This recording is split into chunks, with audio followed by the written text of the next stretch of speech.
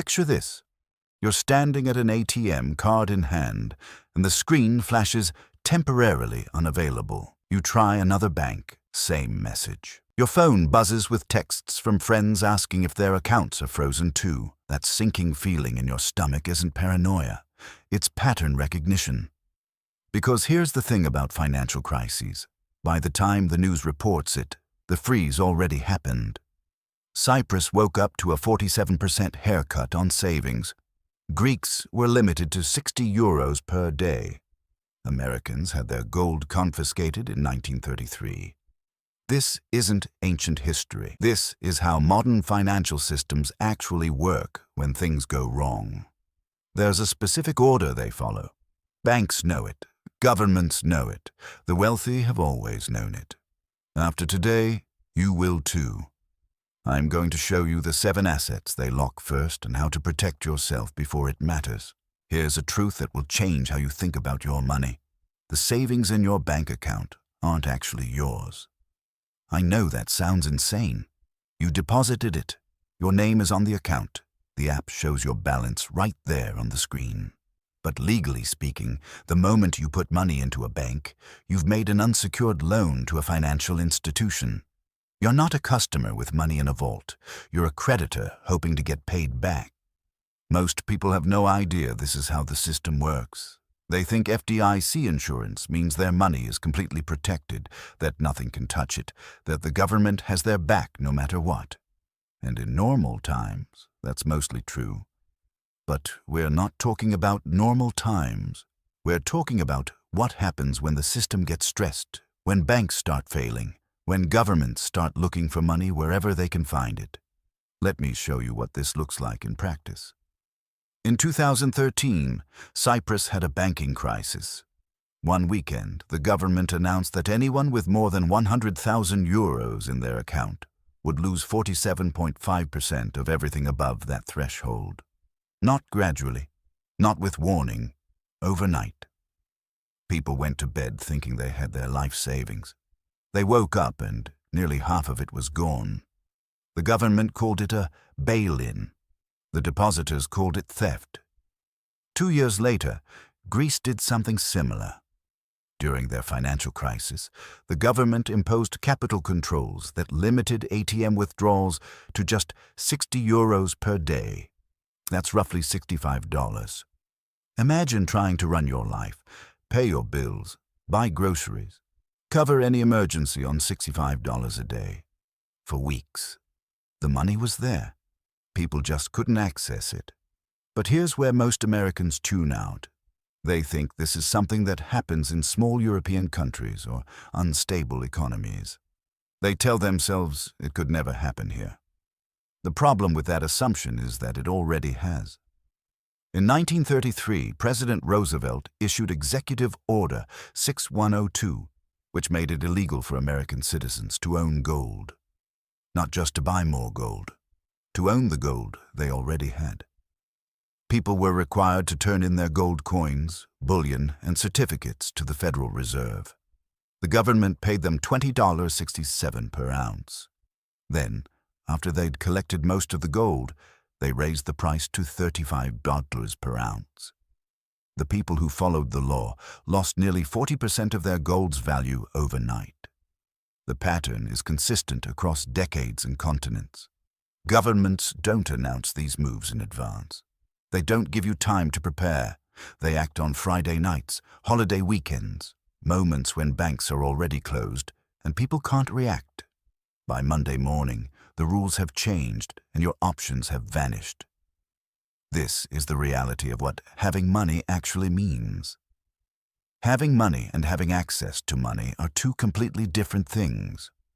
You might have $100,000 in your account right now, but if the government declares a bank holiday, imposes withdrawal limits, or decides your deposits are going to help bail out a failing institution, that number on your screen becomes meaningless. The wealthy have always understood this distinction. They don't keep all their assets in forms that can be frozen with a single government order. They diversify not just across investments, but across levels of accessibility and visibility. They know the best time to prepare for a crisis is years before it happens, not the morning it hits the news. So now that you understand your money isn't as protected as you thought, the question becomes, what exactly happens when things start going wrong? Before I walk you through the 7 assets they target, you need to understand something critical. Most people have no idea how exposed they actually are. They've never sat down and mapped out where their money really lives. It's scattered across accounts, institutions, and asset types without any strategic thought about what happens if access to any of them gets cut off. So let me give you a framework that will change how you think about every dollar you own. I call it the vulnerability triangle. Accessibility, visibility, and seizability. Every asset you have can be measured on these 3 axes, and understanding where your money falls on each one determines how protected you actually are. Accessibility is straightforward. How quickly can you get to this money if you need it? Cash in your wallet is instantly accessible. Money in a checking account takes a day or 2. Funds locked in a retirement account with early withdrawal penalties, much less accessible. Real estate equity. You'd need to sell or borrow against it, which could take weeks or months. Visibility is about how easily others can see what you own. Your bank accounts are completely visible to the government, the IRS, courts, and creditors. They can see exactly how much you have and where it's held. Physical cash in your home, much less visible. Cryptocurrency in a self-custody wallet, harder to trace, though not impossible. Seizability is the one most people never think about. How legally easy is it for an authority to freeze or take this asset? Bank accounts can be frozen with a simple court order or government directive. Retirement accounts have clear legal structures that make them easy targets. Physical cash in your possession is much harder to seize because they'd need to physically find it first. Let's do some quick math that shows why this matters. A typical bank account scores high on all 3. High accessibility, high visibility, high seizability. Convenient for you, but also convenient for anyone who wants to freeze it. Physical cash is the opposite. High accessibility, low visibility, low seizability. You can use it immediately. Most people don't know how much you have, and taking it requires physically finding it. The goal isn't to move everything into the lowest visibility assets. That would be paranoid and impractical. The goal is strategic diversification across this vulnerability spectrum. You want some assets that are convenient and visible for normal life, but you also want some assets that remain accessible if the convenient ones get locked. Here's what I want you to understand. You're not preparing for the apocalypse. You're preparing for a bad 6 months. The kind of disruption that has happened repeatedly throughout history and will happen again. Now that you have this framework, let's go through the 7 assets in the order they typically get targeted. Asset number 1, and this won't surprise anyone, is your bank account. It's the first target because it's the easiest in the entire financial system. Complete records, instant access, legal authority already in place. The government doesn't need to pass new laws to freeze your checking account. The infrastructure has existed for decades. Here's how it works in practice. A government facing a financial crisis can declare a bank holiday, which sounds almost pleasant until you realize it means every bank closes and you cannot access your money. Roosevelt did exactly this in March 1933. Every bank in America closed for 8 days. 8 days where you couldn't withdraw a single dollar, couldn't write a check, couldn't access your own savings. The modern version is more sophisticated but equally effective. Instead of closing banks entirely, governments impose withdrawal limits. Greece capped ATM withdrawals at €60 per day during their 2015 crisis. Cyprus limited withdrawals to €300 initially. Argentina restricted people to $250 per week during their 2001 collapse. The money was there. People just couldn't have it. But here's the part that should concern you even more. It's called a bail-in, and most Americans have never heard of it. The Dodd-Frank Act includes provisions allowing failing banks to convert depositor funds into bank equity. In plain English, if a bank is about to fail, they can take your deposits and turn them into shares of the failing bank. Cyprus used this exact mechanism in 2013. It's not theoretical. So what can you do? Spread your money across multiple banks, not just multiple accounts at the same bank. Consider credit unions which operate under different regulatory frameworks. Keep balances under the FDIC limit of $250,000 per depositor per bank, and maintain 2 to 4 weeks of living expenses in physical cash outside the banking system entirely. Asset number 2 catches people off guard because they think of it as untouchable. Your retirement accounts, your 401k, your IRA, your pension. These accounts hold over $35 trillion in the United States alone. When governments get desperate, that pile of money becomes impossible to ignore. The mechanism here is different. Governments don't usually freeze retirement funds directly. They force conversions. They require you to move your retirement savings into government bonds for your protection. Argentina did it in 2008. Nationalizing private pension funds worth nearly $30 billion. Poland raided private pension funds in 2013. Hungary did something similar in 2010. Portugal tapped pension funds in 2011. The protection strategies are more limited. Understand the difference between Roth and traditional accounts. Money in a Roth has already been taxed, making it harder to justify seizing. Consider self-directed IRAs with alternative assets, and don't over-concentrate in tax-advantaged accounts, no matter how good the tax benefits look. Those are the first 2 assets, the obvious ones. But here's where it gets more personal. Asset number 3 is one people think is completely untouchable: your safe deposit box. There's something psychologically reassuring about a steel box inside a bank vault, locked with a key only you possess. It feels like the most secure place in the world. The problem is that feeling has almost nothing to do with legal reality. The bank owns the vault. They control access to the building. When the government shows up with an order, they don't need your key. They drill the box, inventory the contents, and freeze everything inside. Your sense of security was always an illusion. In 1933, when Roosevelt required Americans to surrender their gold, safe deposit boxes were specifically targeted. Banks were required to report customers who accessed their boxes, and federal agents conducted inspections. People who thought their gold was safe behind steel and lock discovered that safety depends entirely on who controls the building. More recently, in March 2021, the FBI raided U.S. private vaults in Beverly Hills. They seized over $86 million in cash, jewelry, and precious metals from approximately 700 safe deposit boxes. Many owners had done nothing wrong. They were simply storing valuables in what they believed was a secure, private facility. Some have spent years in court trying to get their property back. The IRS can also freeze safe deposit box contents without a criminal conviction. A simple tax lien gives them access. No warrant required in many cases. So what's the alternative? Home safes offer a different vulnerability profile. They're not immune to search warrants, but they require authorities to show up at your residence with legal justification specific to you. That's a higher bar than a blanket order affecting everyone at a bank. Asset number 4 is the one people feel most secure about: real estate, your home.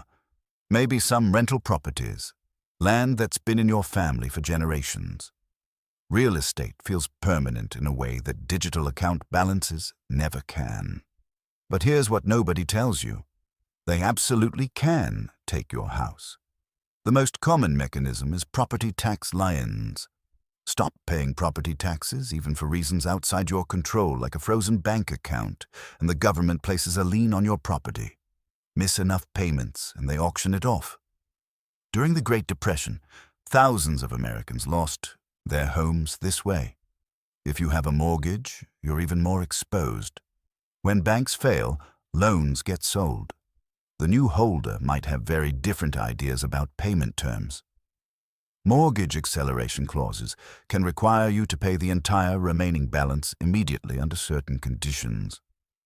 The protection strategies for real estate focus on reducing leverage. Paid-off properties are dramatically harder to use against you. Consider multiple smaller properties rather than one large one. Properties in different states face different regulatory environments, and holding real estate through LLCs provides liability protection and a layer of privacy.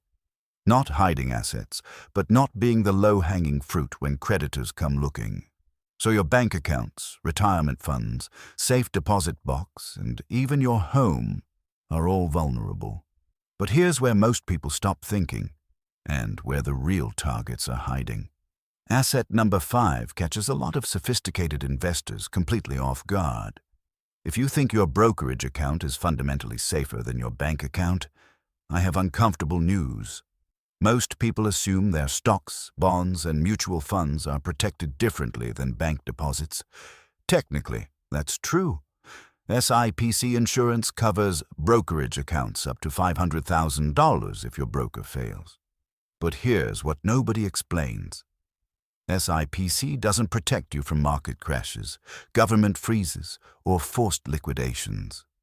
It only covers you if the brokerage firm itself goes bankrupt and your assets are missing. The more common risks are trading halts and withdrawal freezes. During the 2008 financial crisis, money market funds that were supposed to be as safe as cash suddenly weren't. The reserve primary fund broke the buck, meaning its share price fell below $1.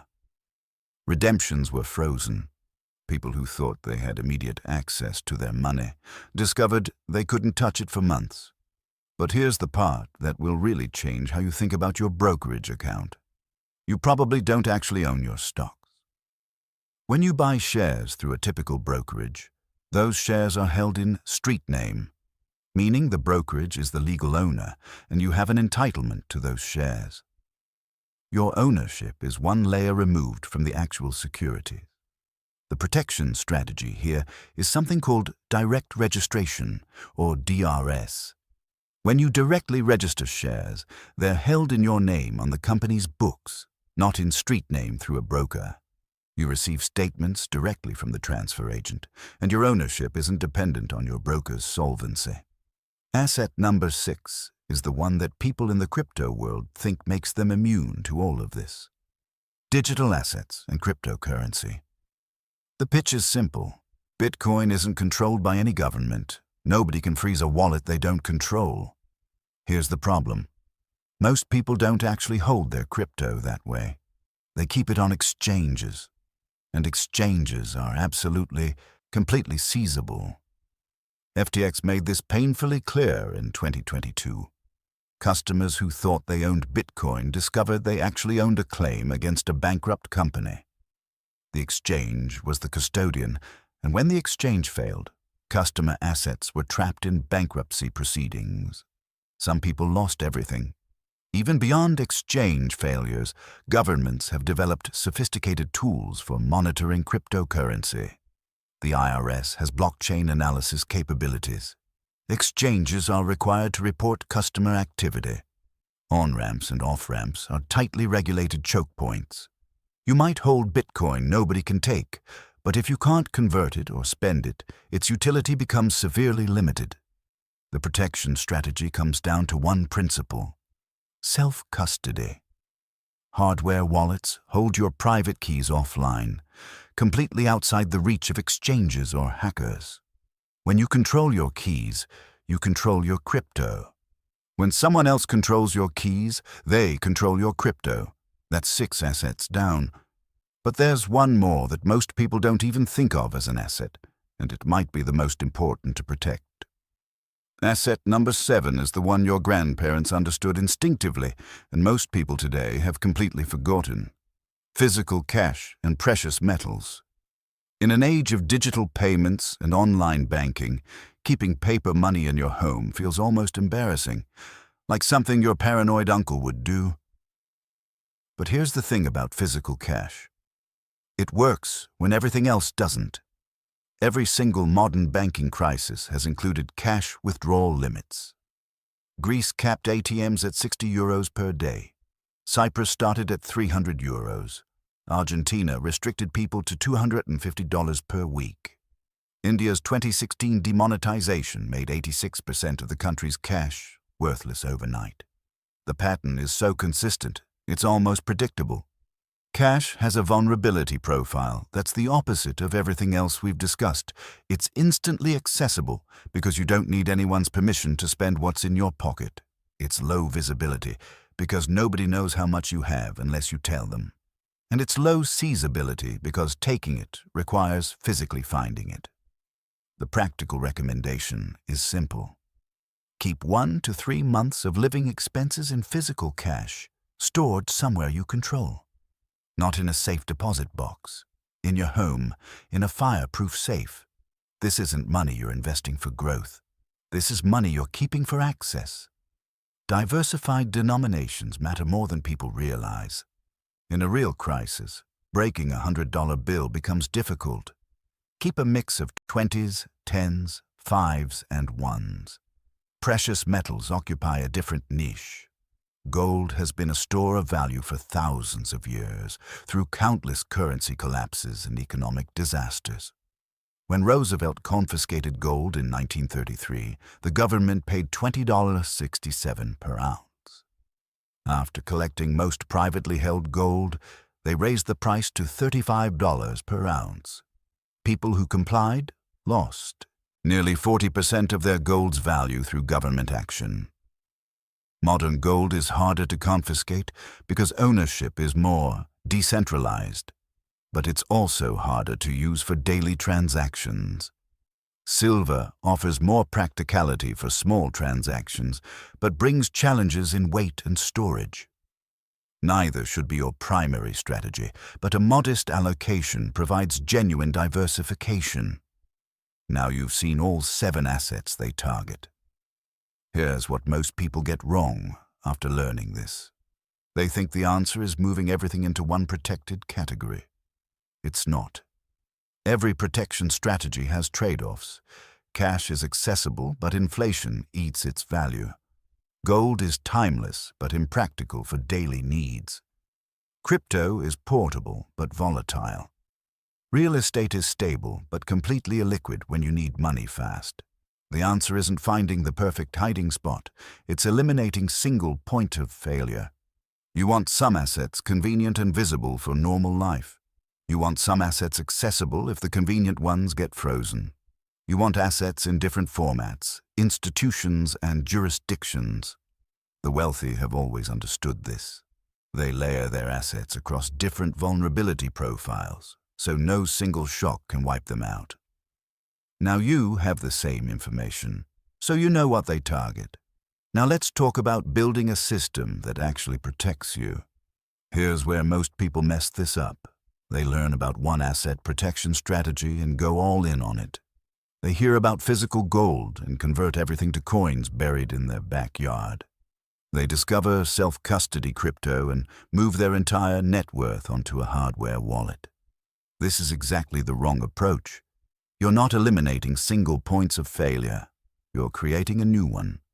The principle that should guide every decision from this point forward is diversification across vulnerability profiles. Not just diversification across asset classes, which is basic investing, but diversification across how those assets can be accessed, seen, and seized. Think of it as a spectrum from fully visible to fully private. At one end, you keep some assets completely visible and compliant. Your primary bank account, your 401k, the house in your name. These are convenient for everyday life and keep you in good standing with tax authorities. In the middle, you have assets that are lower visibility but still completely legal. Cash in a home safe, self-custody cryptocurrency, real estate held through an LLC. These aren't hidden from the government if they come looking, but they're not broadcasting your net worth either. At the far end, for people with significant wealth, you have assets in different jurisdictions. Foreign bank accounts, properly reported to the IRS. International real estate, business entities in countries with different legal frameworks. This isn't tax evasion, it's geographic diversification. Let me be very clear. Anything that promises to hide assets from the government is either a scam or illegal.